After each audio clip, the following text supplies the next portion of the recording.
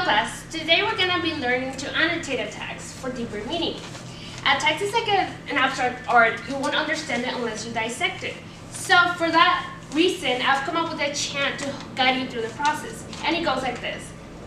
1, 2, 3. If you have no idea of what you just read, you can use fits to help you understand.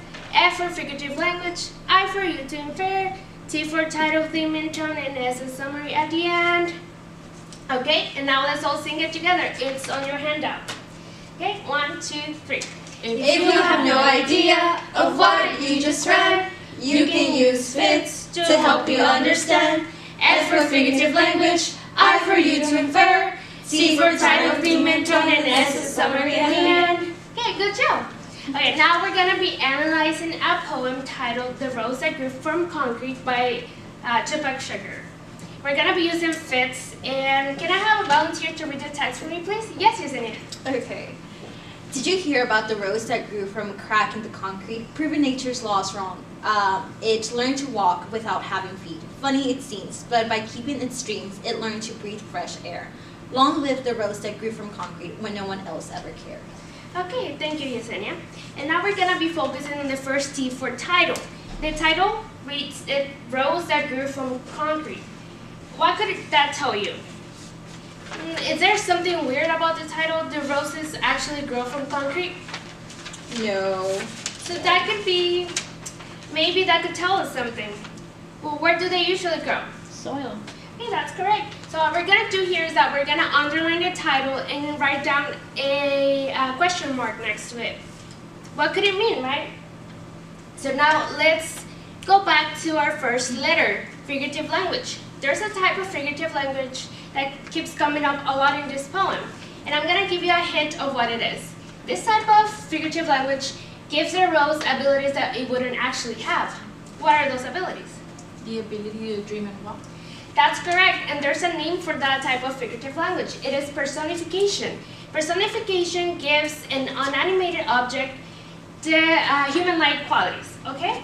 And now we're gonna move on to I. So we can infer that because the rose is personified as a person, the text is about a person and not a rose, right? This could mean that the person went through, let's say, hardships. Concrete could symbolize hardships, right? Okay, now let's move on to tone, T for tone. What's the tone of the poem? What is tone? Tone is like the attitude of the author towards the subject, in this case, the rose.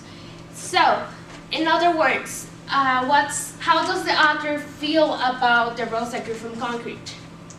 Well, I think he feels proud because he writes that long live the rose that grew from concrete when no one else cared. That's right. So what we're going to do here is that we're going to underline the line that Anna just read, and we're going to write next to it the word tone, colon, and proud, right? So that's the tone of our poem. Okay, good job. Now let's look at theme, the last T for theme. What is the main message of this poem? Could it be the ability to survive? Yeah, that's right, Yesenia. But what makes you say that? Because concrete equals hardships. Yeah, right. And then we can see here in this poem that the rose thrived despite all difficulties, right? Wow. And if you could summarize this poem in one sentence, what would it be? A rose was able to grow despite the hard circumstances. That's correct. And we just analyzed our first text. Yay! Okay. So now you can use fits for any text that you want to analyze. And this is all for today. Thank you, students.